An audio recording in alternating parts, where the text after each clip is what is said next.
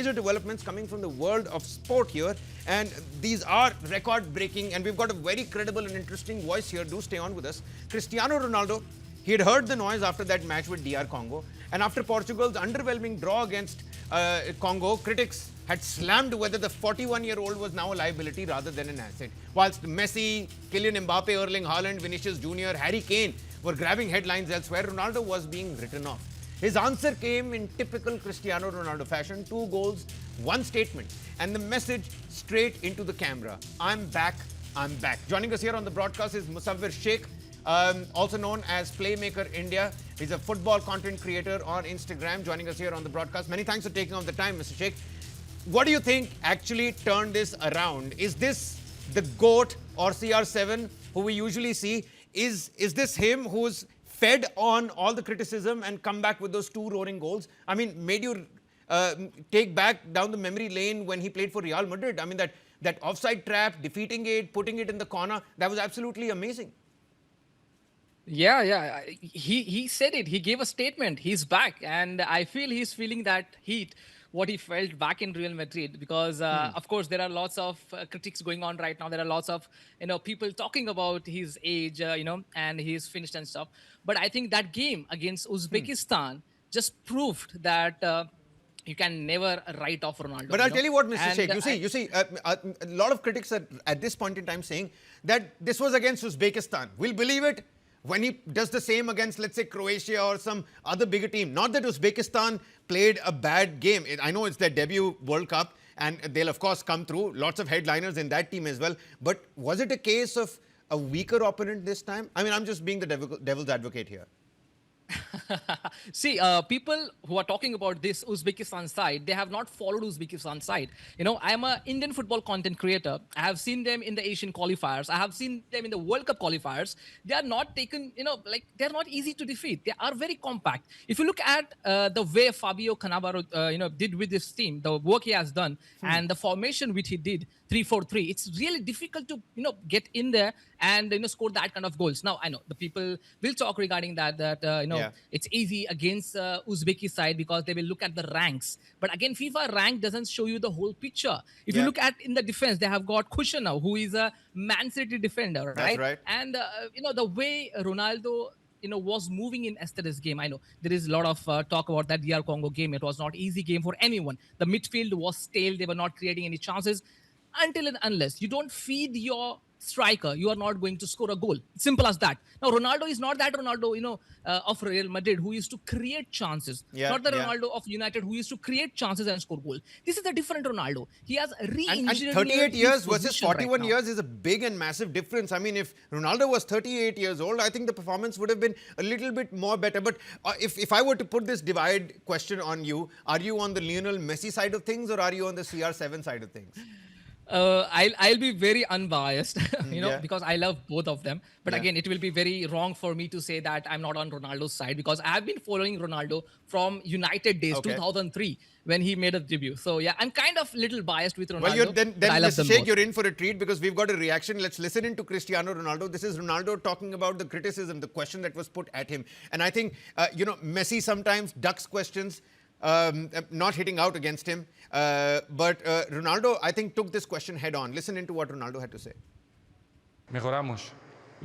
We improve. Life is like that. There are setbacks we face during matches and in life, and the main objective is always to improve. That's what we did. I can tell you it was a very, very tough week. A difficult week where public opinion was very harsh on us, on all the players, especially on me and the coach. But it's always like that. It's nothing new, because as you can imagine, it's been 23 years in this profession. When things go well, Cristiano is great. When they go badly, he's finished. He's old. It will always be like that. Cristiano bien. Cuando va mal, es un retirado, ya está viejo. Siempre será así.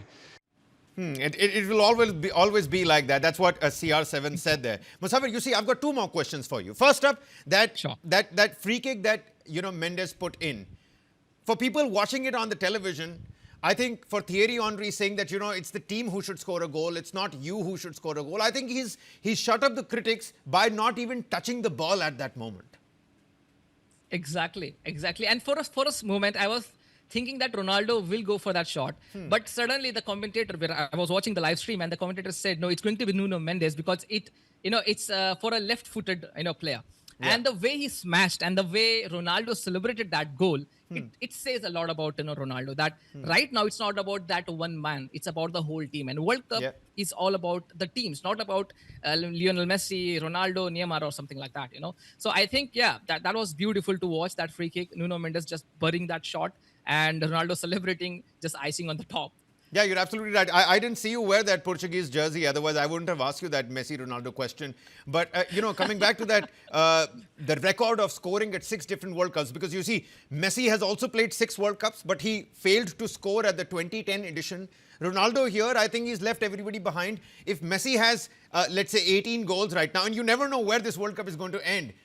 One injury and you're off on the bench. You've got 2 good matches, 2 different hat tricks, and you're right up there competing with the Mbappes and closers and Messi's, of the world.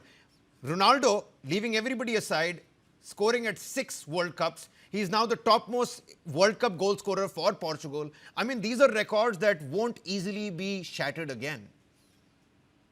No, for sure. You never know. You never know. This is world of football, which is evolving a lot. But again, these are records because again, you see 6 World Cups, and he has scored in all 6 World Cups. Not only that, he also became the oldest, second oldest. Roger Milla was the first, I guess. He's the second oldest player to score in a World Cup, and he's the first guy to score multiple goals at this age, in the World Cup. So these are records. I don't think so. These are going to be beaten easily. So Ronaldo has been, known to break records and to set records. So he's doing his job even at the age of 41. The team sheet, Musafir, would you want to throw some light on that? I think Bernardo Silva started the game against DR Congo. He was on the bench. You had and it's a headache for any manager with this elite sort of a midfield. Who do you play? Who do you not play? Because you can have only 11 players. At least 4 of them need to be defenders. One has to be the great Cristiano Ronaldo. Then it's a difficult job. But do you think the team, how Martinez picked up this team, made an actual difference? For sure, I guess, because in the first game, if you look at the DR Congo side, they were pressing the players very well. And the midfield, which is the elite midfield in this World Cup, one of the best midfields in the World Cup, were not able to, do their job.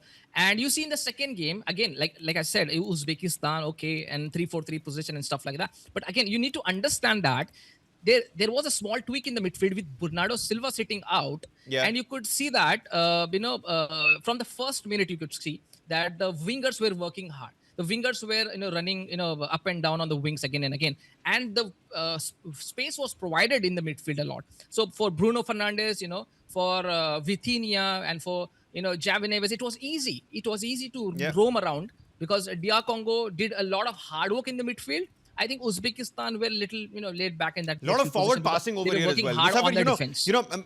My final question with you, and this segment has been really great. Many thanks for taking on the time. If you do oblige, we're going to keep doing this with every crucial match that comes our way because the FIFA World Cup fever is here, and you have a keen focus on Indian football. The next match is against Colombia. Any predictions there? Because that is going to be the first tough game here per se. I mean, not discounting the fact that Congo and Uzbekistan played their own crucial part here. Yeah, agreed. I think that Colombia game is going to be a belter, surely. And it's going to be the first, I think, one of the best games of this group stage for Portugal. And the way they have played against DR Congo, I really need them to forget about that game. Yeah. I think they already have. Cristiano Ronaldo said, his statement is that he's back. And at 41, Cristiano Ronaldo, he's not just scoring goals, he's rewriting history. Even at 41, the records are going to be remembered. They've been jotted down in the annals of Portuguese history. But perhaps his greatest achievement is that the hunger, the belief, and the excellence, it just continues to go on straight. It refuses to die down. Many thanks, Musafir Sheikh, also known as Playmaker India. He's a football content creator. Do catch him on Instagram and social media. Many thanks, Musafir, for joining us here.